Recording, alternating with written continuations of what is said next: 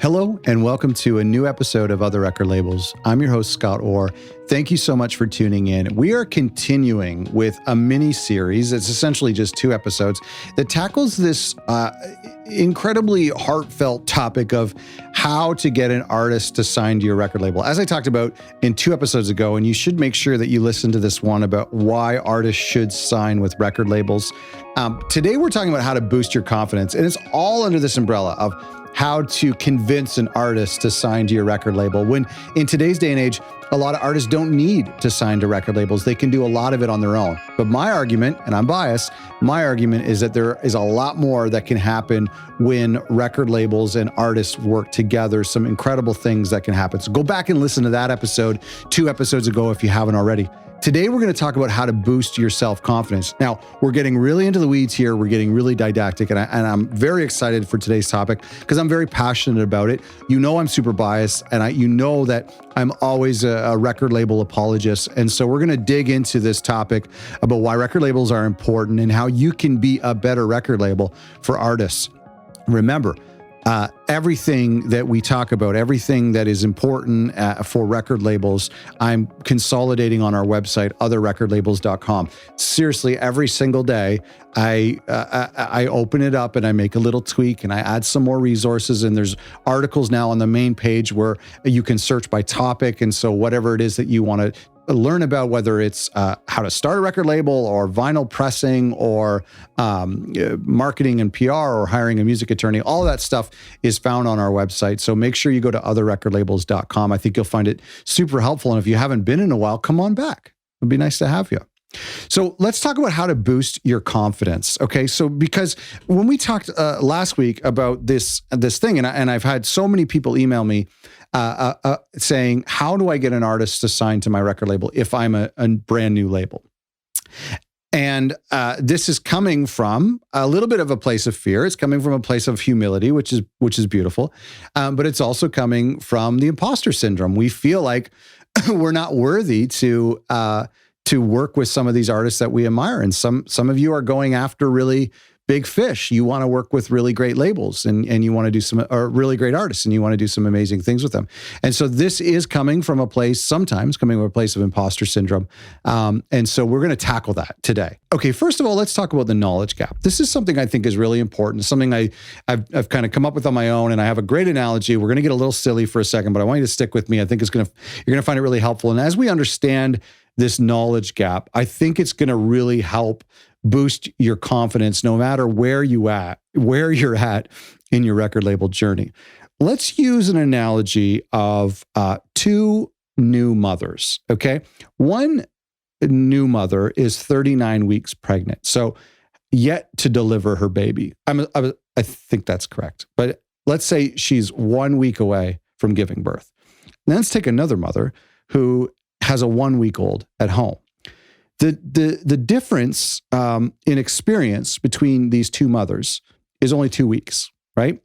And so assuming that you give birth on week 40, I should have checked that before recording this. I'm sorry. Let's just assume it. And so let's take the first mother to be. She is 1 week away from giving birth and she's terrified. She has no idea how supportive her partner is going to be. She has no idea how long it's going to take to get to the hospital. She has no idea if the baby's going to be healthy. She has no idea what it's going to feel like or how painful it's going to be. She has no idea how she's going to sleep train. And there's all of these questions that are completely unknown and are really scary. Now, let's look at the other new mother who has a 1-week-old. Now, remember, they're only 2 weeks apart in their experience of motherhood.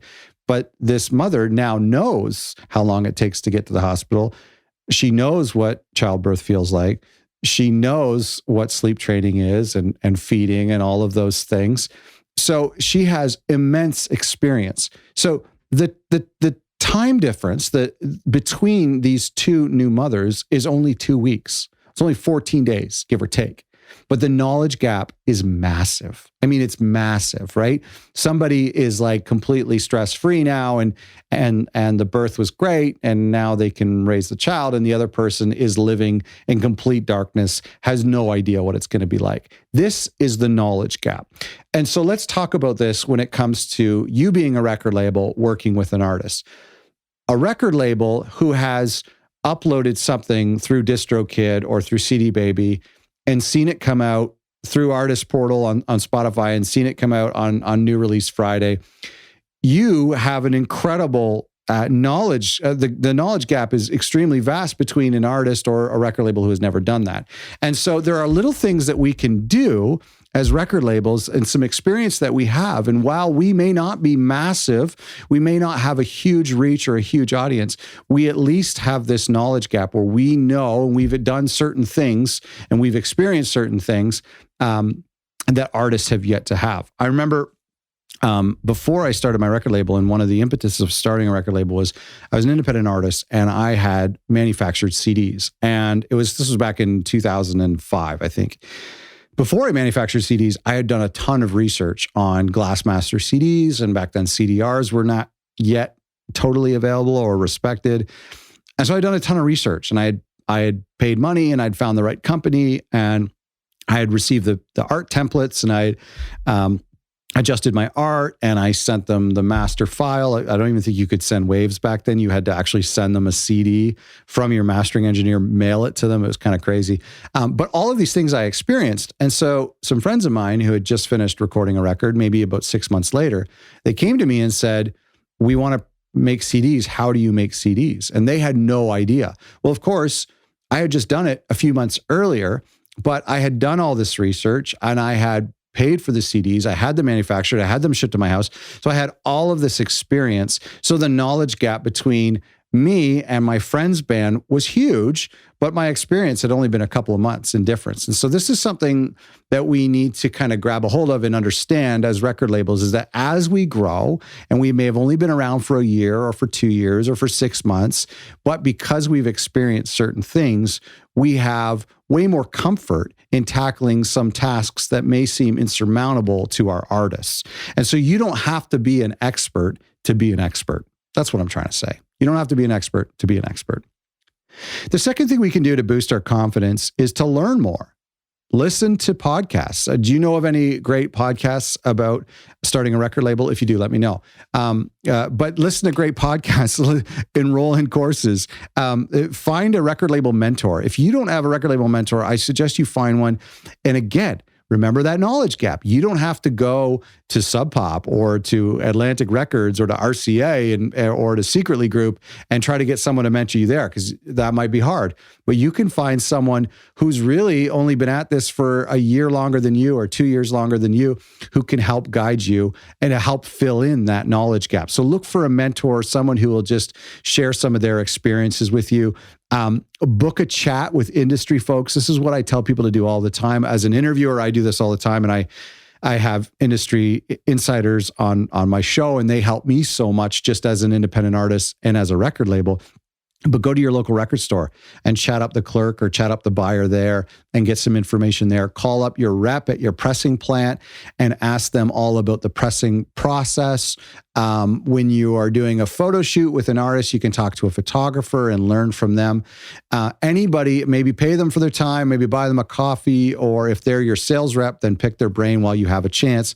And so reach out to as many industry folk as you can to get more information. The whole point of number 2 is to learn more, is to consume as much as you can, because the artist is focused on songwriting and recording and creativity and touring. That's their thing.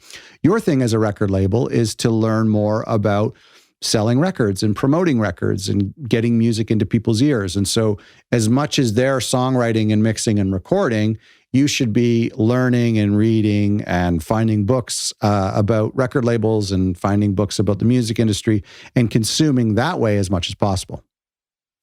Number 3 is ways that you can boost your confidence is to manage expectations.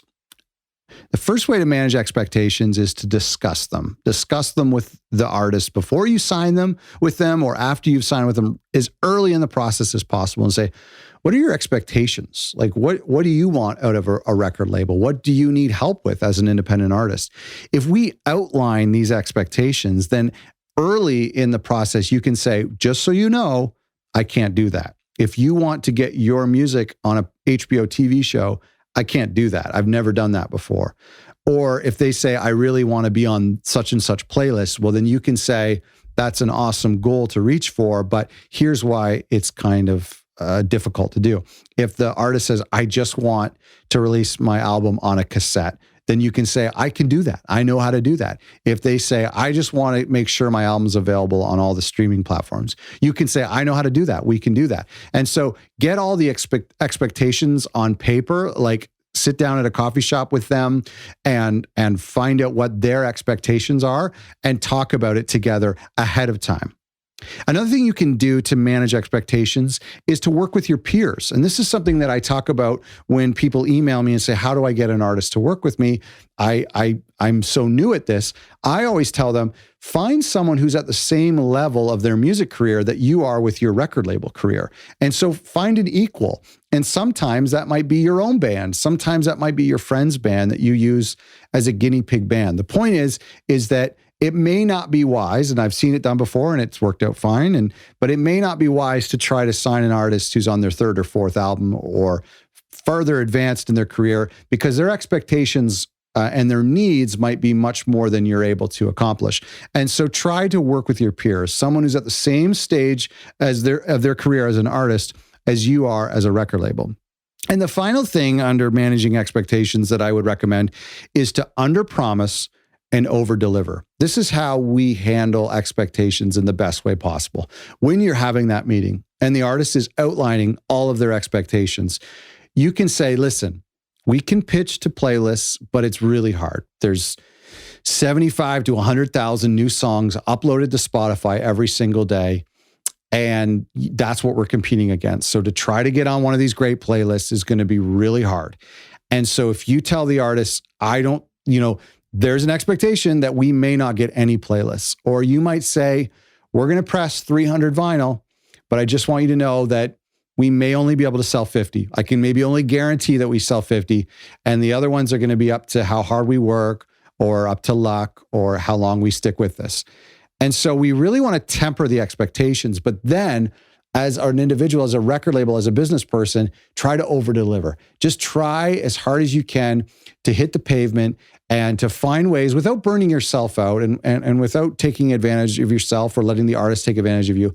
But I always look for ways that I can over-deliver. Maybe that's little surprises. Maybe that's doing something on my own or investing some of my own money. I just try to find ways to over-deliver. It could be just sending a bouquet of flowers to the artist on release day, or you writing a personal essay and sharing it on your Facebook or on Instagram to your friends and family about why this new record is important to you. These are little ways that you can over-deliver.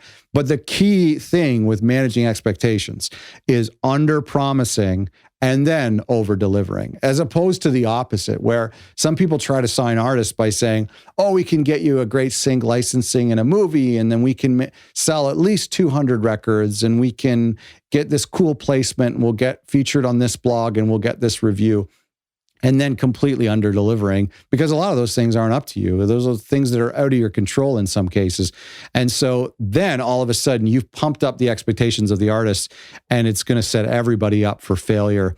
And that's a bad thing. So let's go back over this. This is how we boost our confidence as independent record labels, is to identify the knowledge gap and to understand and acknowledge the knowledge gap and to share that with the artist and to say, listen, I have done this once before. And so there might be some experiences that I have. I've pressed vinyl before, or I've made cassettes before, or I've pitched a song using Spotify for Artists before. And so maybe because of that knowledge gap, I can help you a little bit, even though I'm not an expert. Remember this great quote that is going to be on my tombstone, says, you don't have to be an expert to be an expert. That's brilliance. Brilliance. Is that a word? Brilliance. Number 2 is to learn more. Just keep on learning. Find a mentor, talk to industry experts, listen to amazing podcasts that are hosted by very handsome Canadians. And then the final thing is to manage expectations. Talk with the artist first. Find out what their expectations are. Under-promise and over-deliver. I hope you found this helpful. Please come by and visit our website, otherrecordlabels.com. I'm trying to tackle this big subject, and I hope we've done it in our previous episode of why artists should sign with record labels, and today when we talk about how to boost your confidence. If you have any more questions or any thoughts on this, you can always email me, podcast@otherrecordlabels.com. Thanks for listening.